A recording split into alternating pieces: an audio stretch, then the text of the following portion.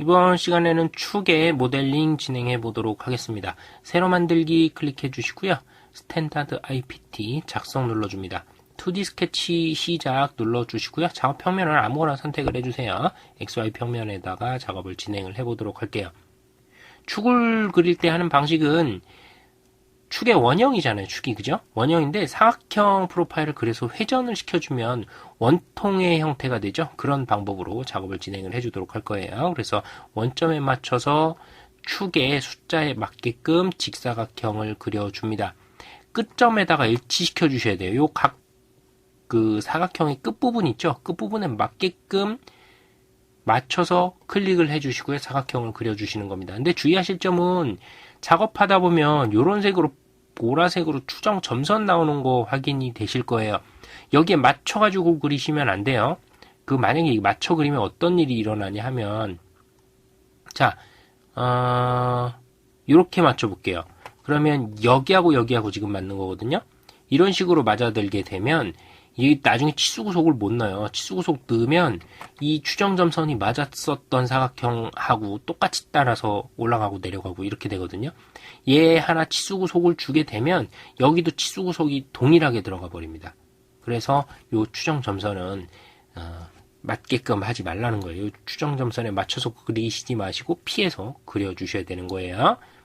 잘못 그렸다 하시면 이렇게 선택해서 지워주시고요. 직사각형으로 다시 끝점에 맞춰서 사각형을 이렇게 생긴 점선들 피해 주시라는 겁니다. 피해서 아무것도 안 나오는 상태로 사각형을 그려주시면 돼요. 자, 필요한 사이즈를 영문자 D 눌러서 치수 구속 넣어주도록 할게요. 요 길이가 40이고요. 여기는 30, 쪽은 32, 쪽은 44 이렇게 치수 구속을 넣었어요. 작업을 하다가 치수 구속이 되면서 얘가 엉망진창이 되는 경우도 있습니다. 사각형 그렸는데 하나가 먼저 그렸었던 거 안에 막 다 들어가고 이런 경우가 있거든요.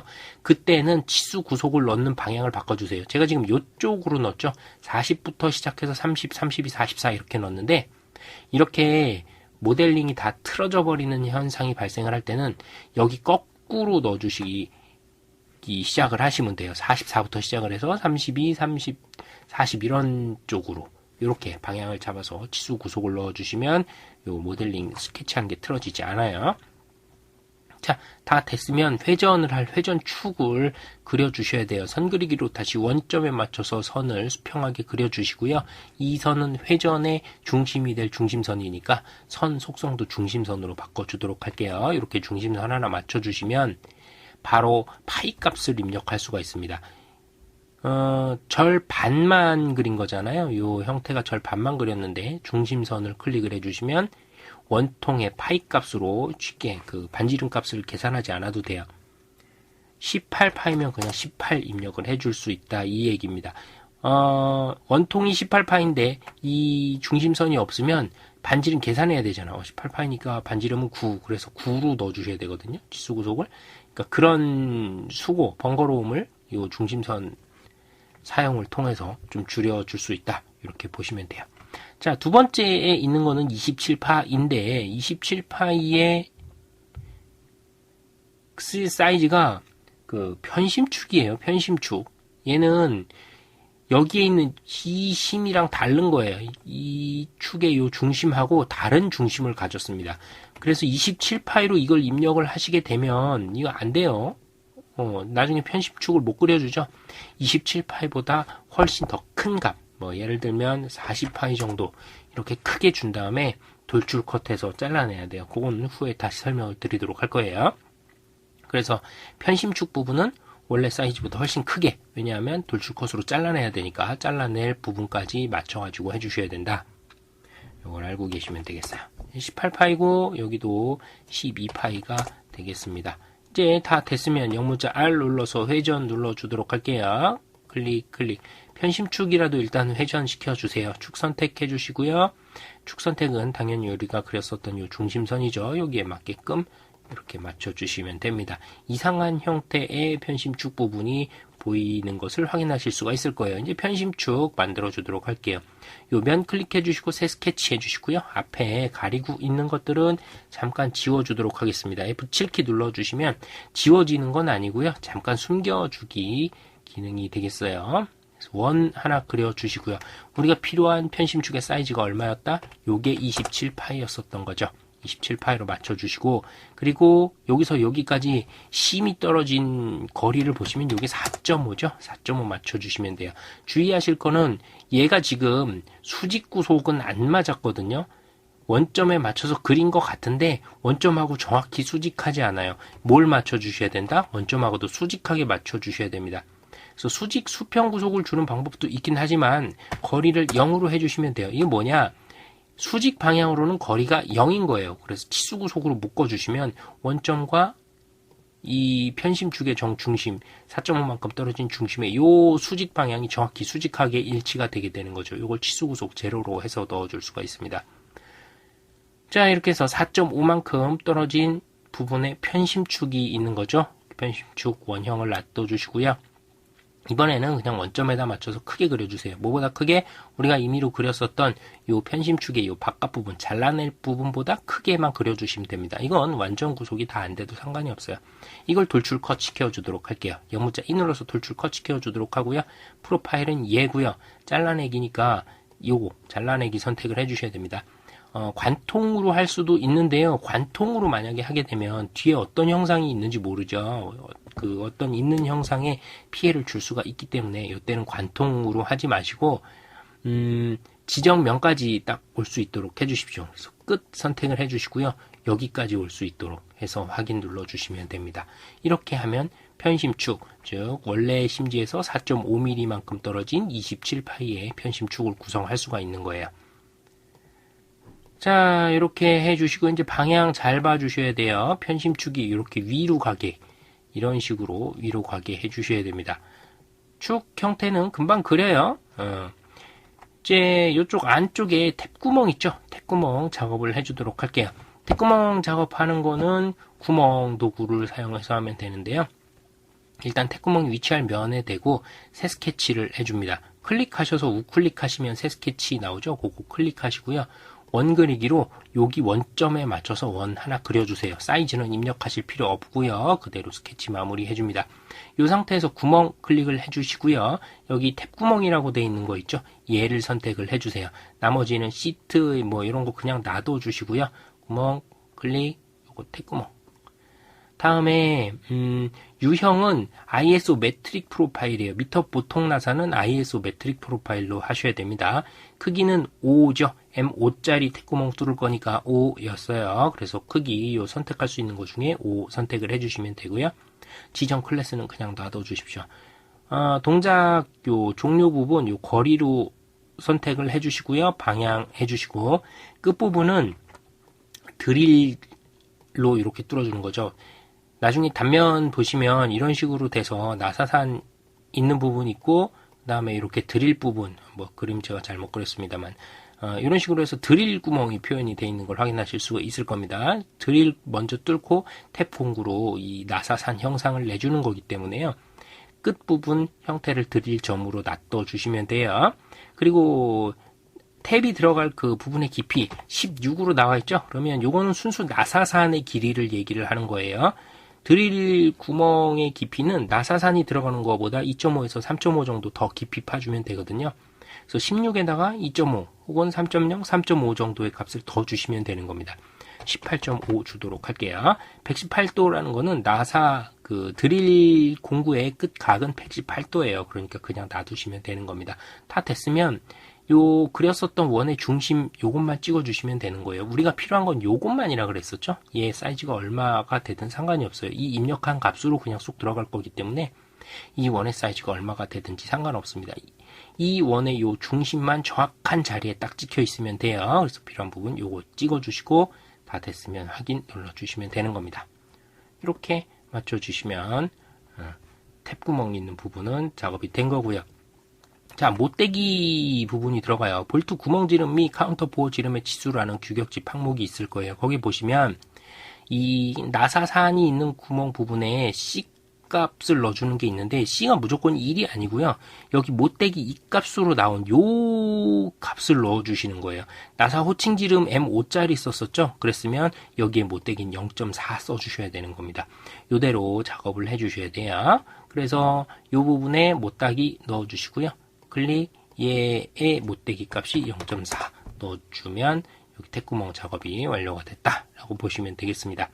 이제 딱 보시면 이 편심축이 튀어나온 곳 반대 방향 아랫부분에 평행키가 들어가는 평행키 구멍이 있죠? 그거 내주도록 할게요. 요거 내주는 방법은 이 축을 정중앙으로 가로지르는 작업 평면으로 우선 찾아주셔야 돼요. 원점 여기 모델 트리에서 요거 클릭해 주시면 각각의 작업 평면 위치가 나와요. 정중앙으로 가로지르는 평면, XY 평면이죠. 보시면 요렇게 가로지른다는 말이에요. XY 평면, 요 평면에다가 스케치를 해 주셔야 됩니다. 마우스 우클릭해 주시고요. 새 스케치 클릭을 해줍니다. 자, 앞에 가리고 있어서 뭔가 안 보이면 F7키 눌러주시면 가리고 있는 형상이 잠깐 가려지게 된다 그랬어요. 평행키의 단면 형태를 그려주면 됩니다. 평행키가 들어갈 키홈의 단면을 그려주시면 되고요. 자, 얘가 지금 12파이죠. 12파이에 맞는 평행키 규격은 규격집 가서 찾아주셔야 됩니다. 12파이에 맞는 규격은 10에서 12 혹은 12에서 17 정도 사용할 수가 있겠는데요. 작은 축이니까 둘 중에 하나 아무거나 골라서 쓰시면 돼요. 우리는 요걸로 선정해서 사용하도록 하겠습니다. B1 및 B2라는 건 평행키의 폭을 얘기를 하는 거고요. 우리가 또 필요한 축 구멍의 깊이, 축 구멍에 평행키가 들어갈 수 있도록 홈이파이죠. 그 홈의 깊이는 T1 값을 참고를 하시면 돼요. 그래서 T1의 기준치수 2.5를 사용하시면 되겠습니다. 이대로 규격집에서 찾은 값대로 작업을 진행하시면 되겠어요.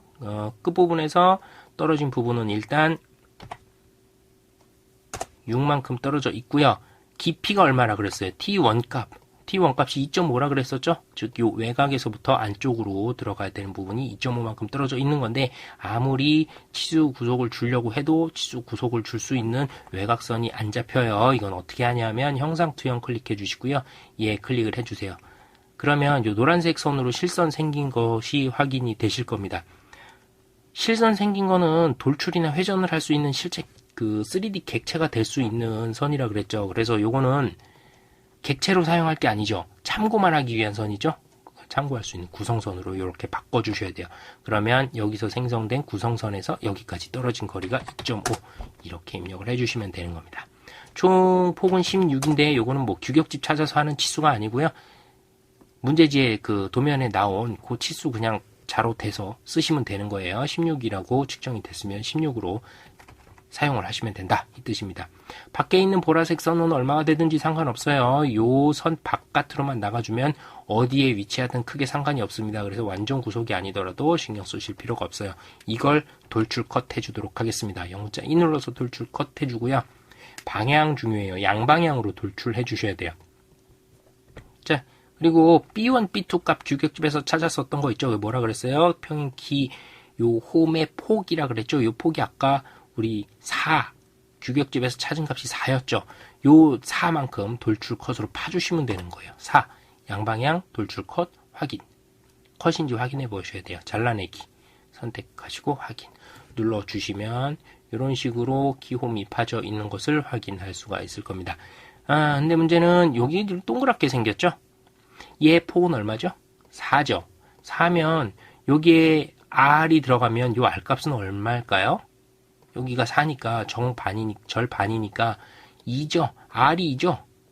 R값 2로 넣어주시면 되는 거예요. 목깎기 해주시고 요 모서리의 R값이 2라는 거죠. 들어서 각각의 모서리를 R값 2로 넣어주시면 되겠어요.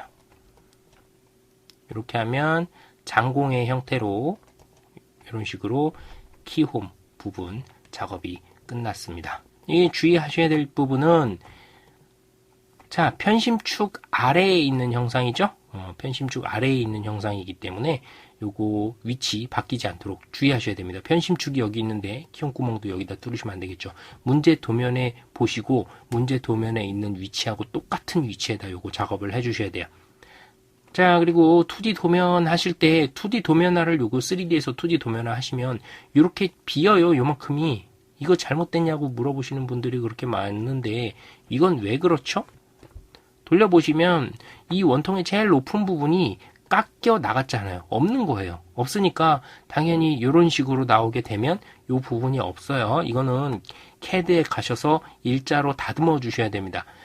3D 및 2D를 모두 인벤터로 하시는 분들은 이거를 바꿀 방법이 없죠. 그냥 이 나온 그대로 이렇게 혹 파인 그대로 도면을 작성하시는 수밖에 없죠. 근데 CAD로 가져가셔서 작업을 하시게 될 경우에는 요거 일자로 다 고쳐 주셔야 됩니다. 그거 인지를 해 주시면 되겠고요. 다 됐으면 이제 C값 넣어 주시면 돼요. 요거는 기본 1, C값 1이죠. 이렇게 해서 1 넣어 주시면 되고요. 편심축의 경우에는 문제 도면을 보세요. 과제에 나중에 나오게 되면 보통 편심축 링크 같은 걸 끼워가지고 쓰거나 아니면은 어떤 뭐 슬라이더류의 이 링크가 맞닿는 경우가 있어서 여기에 C값을 안 넣는 경우도 있습니다. 문제지에 보셨을 때 이런 C값 형상이 있으면 넣어주시고 없으면 놔두시면 되는 거예요. 편심축 쪽은 그리고 나머지 부분은 있든지 없든지 우리가 알아서 C1 이렇게 넣어주시면 되겠어요. 자, 이렇게 해서 축의 작업 방법에 대해서 배워보았습니다.